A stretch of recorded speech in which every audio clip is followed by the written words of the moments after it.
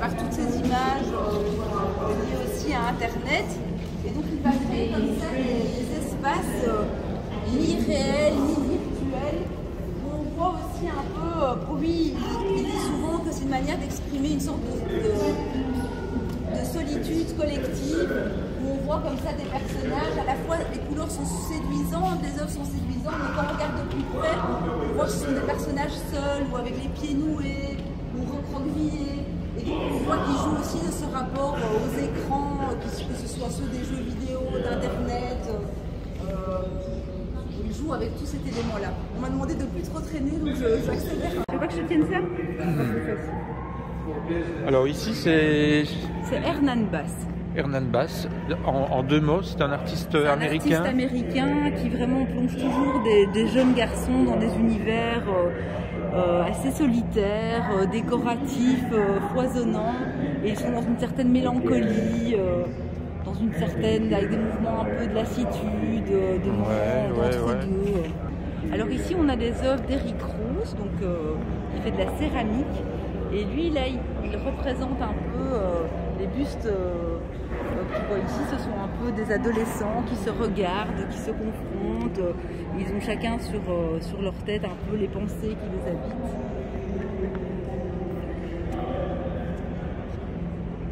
Comment tu as fait ton choix? J'ai vraiment voulu, en fait, ne pas travailler avec de la photographie pour ne pas représenter les corps en mutation ou un rapport au look, et vraiment parler plus de l'adolescence comme une construction sociale. Et j'ai vraiment exploré plein de choses, et j'ai essayé aussi d'avoir des médiums assez différents, pour pouvoir aussi parler de comportement, de langage adolescent et de choses assez diverses liées à l'adolescence. Il y a des coups de cœur, je présume, dans l'expo. Il y a des tous choisis assez précisément. Je les aime toutes, quoi, évidemment. Après, il y a des artistes que j'ai invités, comme Charlotte Baudry. Ouais. On la retrouve ici. Ce diptyque, selon toi, c'est le rapport au miroir Oui, c'est quelque chose qu'elle utilise souvent. Elle a beaucoup travaillé sur le thème de l'adolescence, parce que pour elle, l'adolescence, c'est un peu une métaphore du monde, c'est un peu une métaphore de la toile, d'un espace qu'il faut construire et en même temps déconstruire, dépasser. Et ce rapport au miroir, pour moi, il aborde évidemment la question de l'apparence, du rapport à soi, de son double.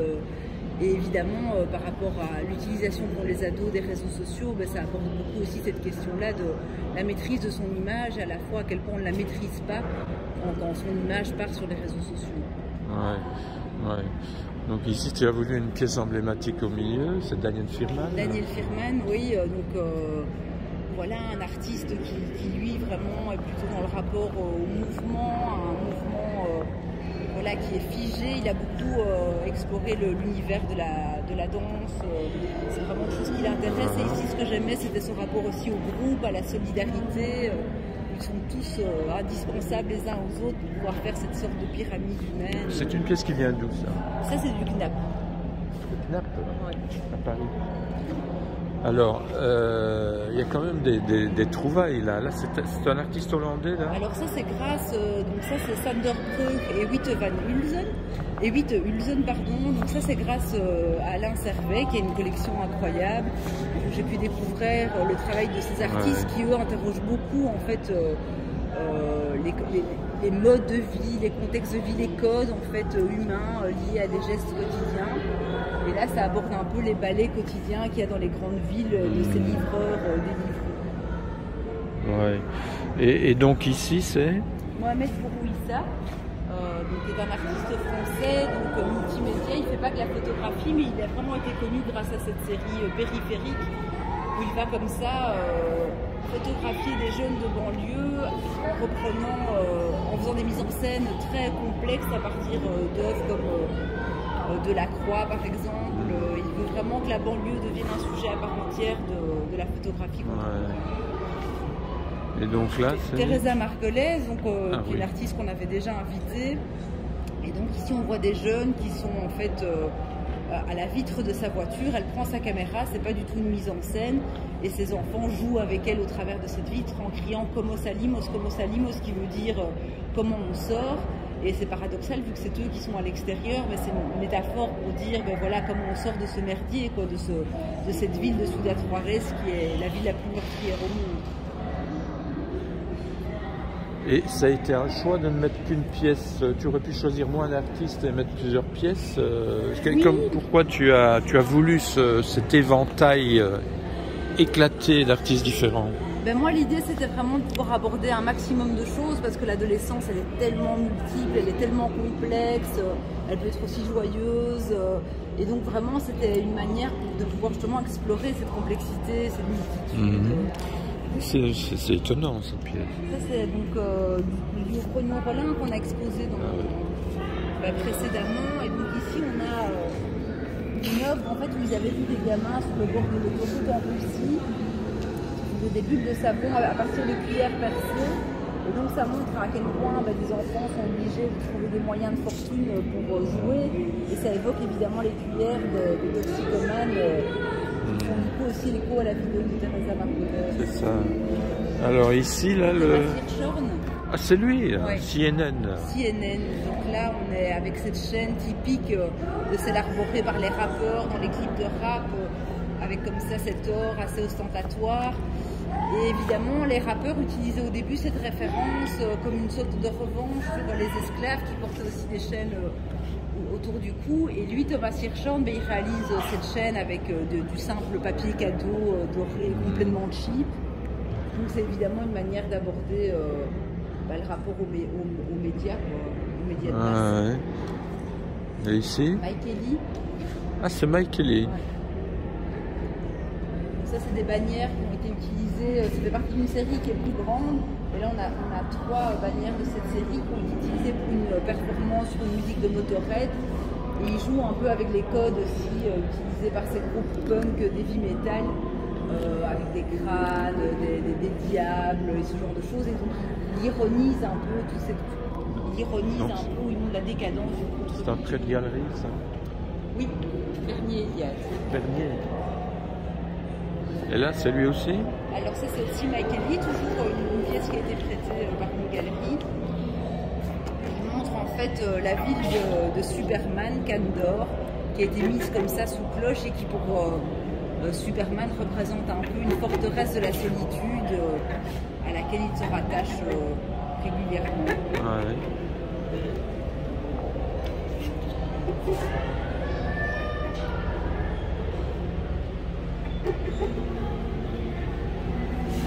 C'est toujours Mike Ellie? Jim Shaw. Jim Shaw. Ça, ce sont 3 magnifiques aquarelles sur bois de Jim Shaw. Il avait eu l'idée comme ça de faire des pochettes de livres et on voit son univers complètement libre, créatif, à la fois narratif mais qui ne veut pas répondre à quelque chose de cohérent. On voit des adultes qui se droguent à l'étage, des jeunes qui font des fêtes, Spider-Man qui se bat avec un écureuil. Batgirl qui est comme ça dans un Restitue-moi un peu Jim Shaw. Alors Jim Shaw, c'est un peu comme Mike Ellie. Ce sont vraiment 2 artistes qui ont vraiment un langage adolescent. Ils ont vraiment utilisé la contre-culture et la culture populaire pour re-questionner la société américaine, son conformisme. Ils ont, lui par exemple, il a une collection de dingue. Il a commencé à son adolescence de magazines découpés, d'affiches, de gadgets, qu'il réexploite tout le temps dans son œuvre. Et c'est vraiment un artiste qui affirme qu'il a un langage plastique adolescent, c'est-à-dire avec une créativité qui n'est figée par aucun code adulte, on va dire. Bien, ben on en est à combien là? On a pratiquement fait le tour. Il en reste donc il reste la salle du pont qui est donc ici à Beckman, qui a travaillé sur Charleroi. A travaillé avec plein d'ados de Charleroi, donc il venait plusieurs fois par semaine. Il était avec eux dans leur quotidien, dans leurs habitudes, et il a comme ça fait d'incroyables clichés on en a sélectionné quelques-uns pour l'expo, mais on a aussi mis cette grande projection parce qu'il y en avait tellement, on était tellement frustrés de devoir faire une sélection que ça a permis d'en montrer quand même beaucoup plus. Tu as travaillé avec lui pour la sélection des images? Oui, bien sûr. Et donc ce travail, c'était une commande que vous lui avez faite? Oui, le BPS 22 lui a fait photographique qu'on lui a commandée. En 2 ans? Pendant plus de 2 ans, il a commencé en 2019. Ah, c'est bien, c'est aussi une des finalités du BPS 22, donc faire travailler des artistes sur la ville, sur l'histoire. Oui, c'est clair que c'est souvent voilà, quelque chose que les artistes ont envie de faire. Et nous, pour nous, c'est toujours intéressant d'avoir le regard d'artiste sur la ville de Charleroi. Ouais. Alors ici, on est dans autre chose, là. On n'est plus dans l'adolescence, ici. Hein? On est toujours dans l'adolescence. Oui. C'est un peu une vanité, mais cette fois, au lieu d'avoir... Et c'est un peu la représentation des trois âges de la vie. D'habitude, on voit un enfant, un adulte et une personne âgée. Et ici, on a trois adolescences qui nous regardent comme ça fixement et fièrement. Et on n'a plus c'est ça. Plus ces trois âges. Tout d'un coup, ce sont trois jeunes qui paraissent un peu mépriser ce rapport à la mort. Ouais. Enfin, moi, c'est comme ça que je l'interprète. Donc là, la petite vidéo, c'est... Liz Devine, donc artiste pionnier de l'art vidéo dans les années 60 avec Nam June Paik, qui se met à danser sur les airs populaires de son adolescence. Et donc à chaque morceau, il prend des pigments de couleurs qui vont lui permettre de faire cette toile où pour lui le hasard est quelque chose de super important. Et il se bat un peu contre l'œuvre unique, les mythes de l'artiste. Ah, je pense que c'est 74, quelque chose comme ça. Il faudrait que je vérifie, je ne connais pas par cœur. On n'a pas encore les cartels. D'accord, mais enfin bon, c'est une indication. Et de septembre, ça c'est sûr. Ça c'est les années. Et ceci, la vidéo, c'est... La vidéo de Nate Beloufa. Donc il propose un huis clos d'ados dans une voiture, deux filles se battent un petit peu pour que le jeune homme qui conduit s'intéresse à l'une plutôt qu'à l'autre.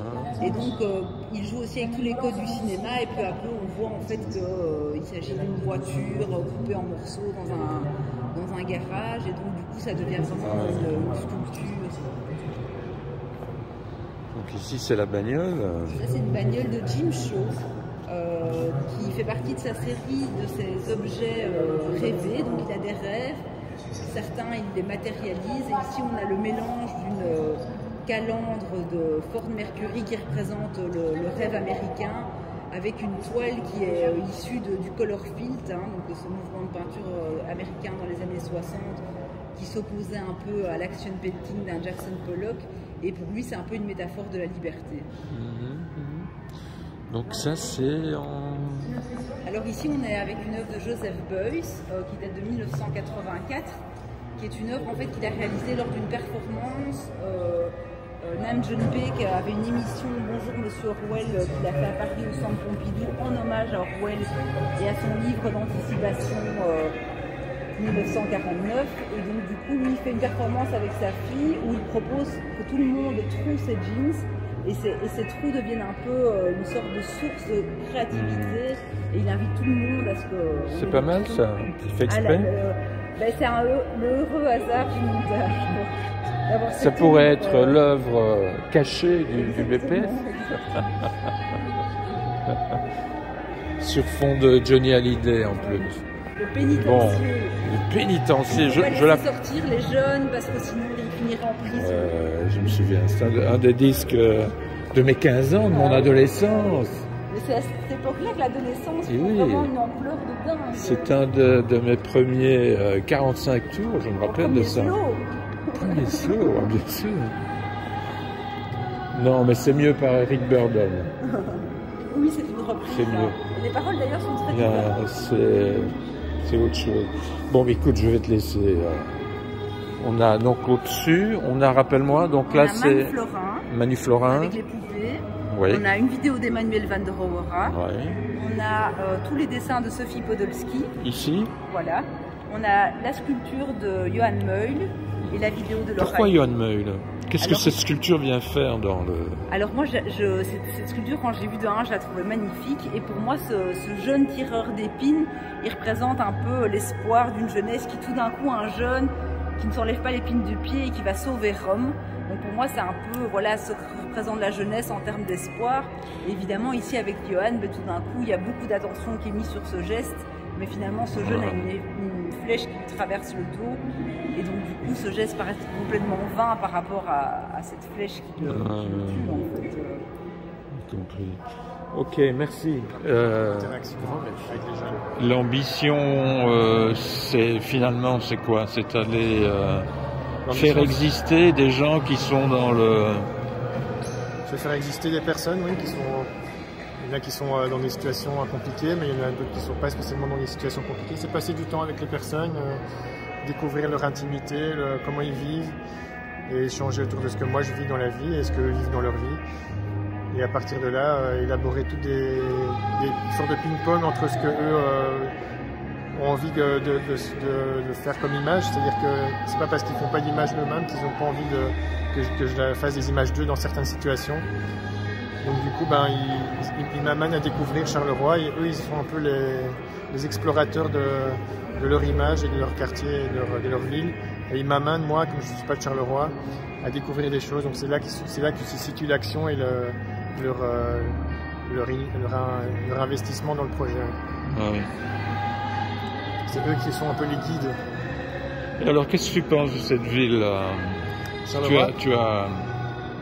Moi, je suis fan de Charleroi, c'est une ville incroyable. Il y a tellement de choses qui se passent, on la décrit beaucoup, mais elle est tellement agréable sous plein d'aspects que c'est difficile de ne pas y revenir.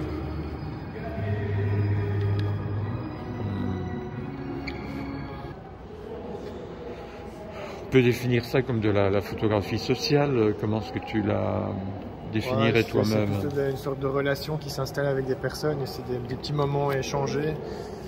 Et après, la photographie sociale, pour moi, il y a plus d'implication d'activisme ou de dénonciation. Ici, il n'y a pas vraiment de dénonciation, c'est des moments partagés.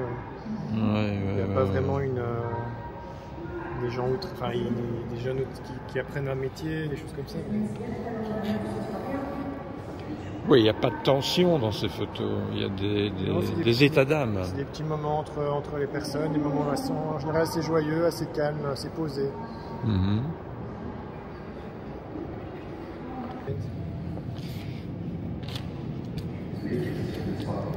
réponds juste vite une question. C'est une... Allô? Oui, je suis en interview. Est-ce que tu as envie de me demander un truc spécial?